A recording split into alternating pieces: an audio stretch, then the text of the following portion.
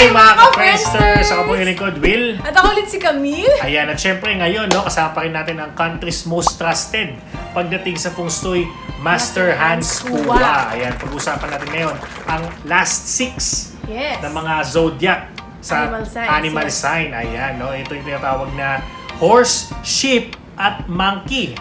At meron tayong rooster, dog, tsaka pig. Ayan. Pag-usapan yan natin yung last yan. 6, ha? Last 6. So, eto na. The year of the horse. Ayan. Yan, year of the horse. Health.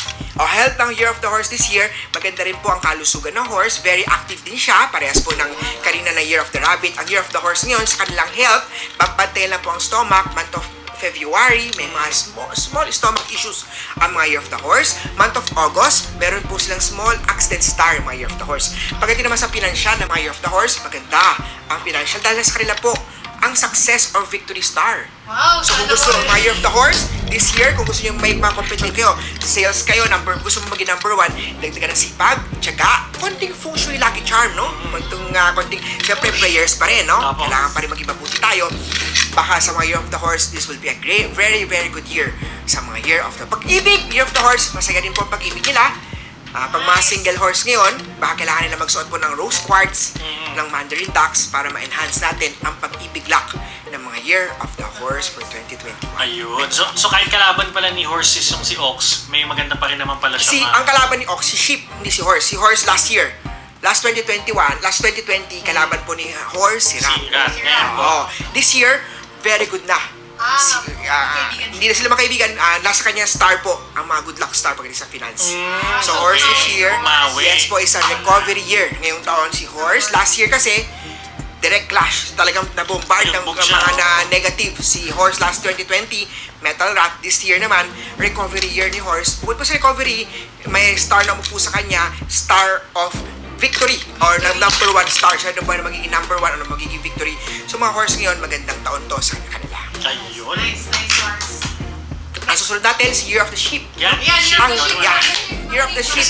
Yan po yung direct kalaban po ng horse. No? So last year, ang swerte ni Will ay si Camille. No? So last year, kasi horse ka, kalaban mo last year, rat.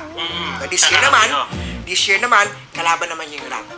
Kalaban naman yung ox, no? Ox at goat, magkalaban po. So this year naman, babaro ka naman ng luck kay hubby mo, kay husband mo naman. So, yan, siya po yung magdadala ng swerte sa'yo. So mga Year of the Sheep ngayon, sila po yung direct kalaban ng Year of the Ox. Hindi magandang taon to para sa inyo. Nasa Year of the Sheep also ngayon, ang tinatawag natin problem. Lahat ng mga gawin mo may mga problema. So Lilo, huwag masyadong maging aggressive. Mga Year of the Sheep, dapat ipa-feng shui ang iyong bahay, bumili po ng lucky charms, magsuot po ng mga amulets, magsuot po ng mga crystals. Ito po ay pandagdag swerte, pandagdag protection. Dagdagan pa rin natin sipag, tiyaga, determinasyon, hard work, prayers pa rin maging mabuti para yung buhay natin mas guminhawa pa rin. Year of the Sheep ngayon, pagdating sa love life, medyo stressful sila. Not a good year para maging aggressive sa love life o makipag-away dahil conflict will arise easily. Sa Year of the Sheep also, not a good year para magka-baby.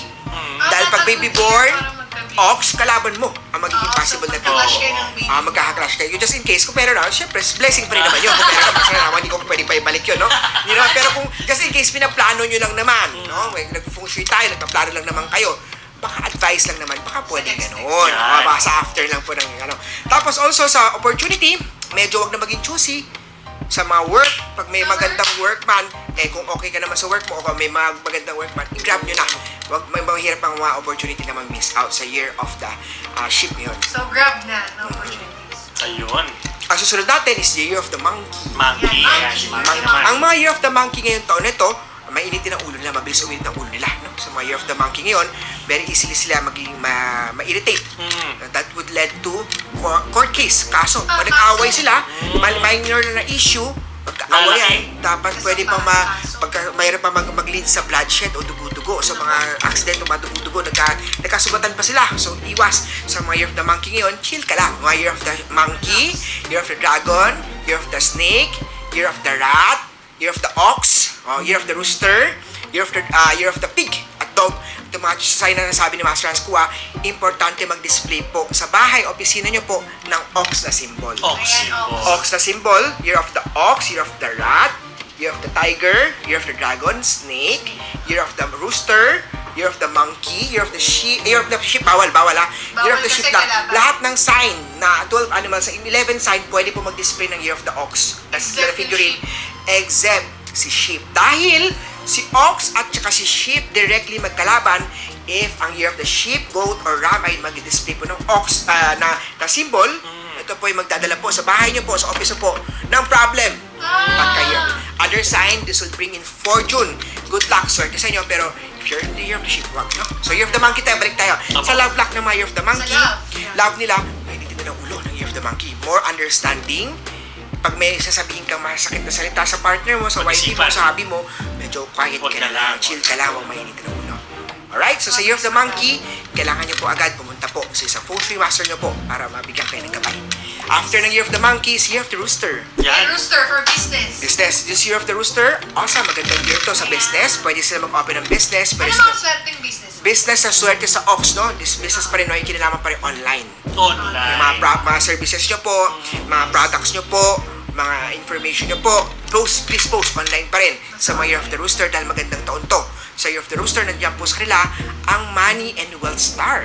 Sa pagdating sa pag-ibig, baby born ox ay maswerte sa mga year of the rooster. Ayan, So, so pwede kayo so, mag-baby.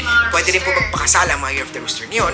Ang mga year of the rooster also ngayon, magandang taon also na magkaroon sila ng mga may mga parang mingle, socialization dahil marami sila makikilalang opportunity sa mga year of the rooster. Ipapungsyo niyo po ang bahay at business niyo po if you're the rooster para mas malalo natin ma-enhance pa rin ang good luck, good fortune sa 2021. At ang year sign po ng dog sa 2021, year of the dog ngayon, this year, pagdating sa pera, sa career, maganda po. Pera, career, stable, maayos naman sa year of the dog. Ang problema ng year of the dog, nasa kanilang star naman ang scam. If it's too good to be true, it is not true. Ibig sabihin po, pag may kakilala kami, alam ka po na hindi masyadong totoo, o medyo hindi ka panipaniwala, o medyo kakaiba, o nakagulat yung information, o masyadong hindi totoo, ingat, mag-research muna, alamin muna lalo, baka tayo po ay mapahamak o ma-scam tayo ng news natin o basahin sa Year of the Dog. Year of the Dog, sa pera, sa business, sa career, magandang taon pa rin to. Sa mga Year of the Dog, kailangan nila magsuot pa rin ng mga amulets. Citrine na lucky charm, citrine para ma-enhance po money luck nila.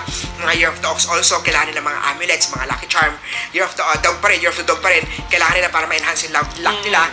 Ipa-fengshui nila yung bedroom nila sa isang fengshui master. Ayun. So, year of the dog, alam nyo na yung mga dapat nyong gawin. At ang last sign natin is Year of the Pig. Ang Year of the Yan. Pig also ngayon, kailangan maging maingat sila sa mga taong pinagkakatiwalaan nila.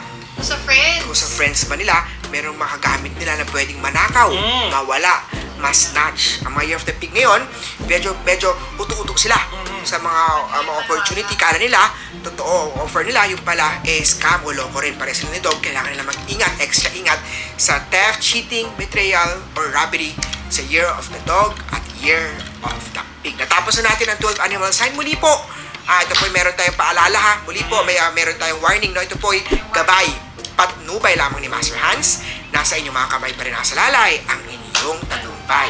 Bisitahin niyo po ako dito po sa aking tindahan po sa Cityland Shaw Tower, Shaw Boulevard, corner St. Francis Church. Tapat lang po yun ng Lourdes School of Mandaluyong. Siyempre nasa Mandaluyong City, Cityland Shaw Tower. Ang aking cellphone number po ay 0922-829-0382. Have a great day po. Have a great and prosperous and successful and blessed year of the Metal Ox po sa inyo lahat. Ayun, no? Maraming salamat mga ka-Friendster sa inyong pagtutok. Ako pong yung lingkod, Will. At ako ulit si Camille. At kasama natin, walang iba kundi ang nag-iisang masterhanzcua. Thank you so much. And it feels so right. It's like luck is raining on me. Horse! Horse-ship Worship monkey! monkey. Horse-ship Worship monkey! monkey pala. Worship monkey. Monkey! Worship monkey. O, sige. Rooster, dog. O, sige. Worship mo na. Worship monkey. Ako na. Game, game. Ulitin natin. Okay. Mag-hi ka, friends, sir, muna. Sige, sige. 1, 2, 3, go. Sheep at monkey. At meron tayong rooster, dog, tsaka pig. Ayan. Pag-usapan So, yan natin yung last yan. six, ha? Oo, last 6. So, eto na. No, you'll never be alone.